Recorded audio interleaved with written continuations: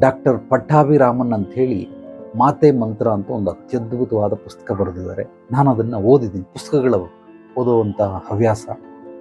ದಿನನಿತ್ಯ ಒಂದು 50 ಪುಟ ಪುಸ್ತಕ ಓದಲಿಲ್ಲ ಅಂದರೆ ನನಗೆ ನಿದ್ದೆ ಬರೋದಿಲ್ಲ. ಆದ್ದರಿಂದ ಪುಸ್ತಕಗಳು ನನಗೆ ಬಹಳ ಬಹಳ ಪ್ರಿಯ. ಯಾವ್ದು ಸಿಗುತ್ತೆ ಎಲ್ಲವನ್ನ ಓದಬೇಕು, ತಿಳ್ಕೊಳ್ಬೇಕು ಅನ್ನೋ ಆಸಕ್ತಿ. ಅದರಲ್ಲೂ ಈ ಮನಸ್ಸಿಗೆ ಸಂಬಂಧಪಟ್ಟಂಥದ್ದು, ತತ್ವಶಾಸ್ತ್ರಕ್ಕೆ ಸಂಬಂಧಪಟ್ಟಿದ್ದು, ಅಂದರೆ ಸೈಕಾಲಜಿಗೆ ಸಂಬಂಧಪಟ್ಟಿದ್ದು, ವಿಜ್ಞಾನಕ್ಕೆ ಸಂಬಂಧಪಟ್ಟಿದ್ದು, ಆಧ್ಯಾತ್ಮಿಕಕ್ಕೆ ಸಂಬಂಧಪಟ್ಟಂತಹ ಪುಸ್ತಕಗಳನ್ನು ಹೆಚ್ಚಾಗಿ ಓದ್ತಾ ಇರ್ತೀವಿ. ಆ ಪುಸ್ತಕಗಳನ್ನು ಓದಿ ಯಾರೊಂದಿಗೆ ಹೇಗೆ ವ್ಯವಹರಿಸಬೇಕು, ಹೇಗೆ ಮಾತಾಡಬೇಕು, ನಾವು ಮಾತಾಡೋದ್ರಿಂದ ಯಾವ್ಯಾವ ರೀತಿಯೆಲ್ಲ ಅನುಕೂಲಗಳಿದೆ, ಯಾವ್ಯಾವ ರೀತಿಯ ಅನಾನುಕೂಲಗಳು ಇದೆ ಅನ್ನೋದು ಆ ಪುಸ್ತಕದಲ್ಲಿ ಬಹಳ ಅದ್ಭುತವಾಗಿ ಬಂದಿದೆ. ಆದರೂ ಮನುಷ್ಯನಿಗೆ ನಿಜವಾಗಲೂ ಭೂಮಂಡಲದಲ್ಲಿ ಯಾವುದೇ ಸ್ಥಳಕ್ಕೆ ಹೋಗಿ ಅವನು ನಾನು ಬದುಕಬಲ್ಲೆ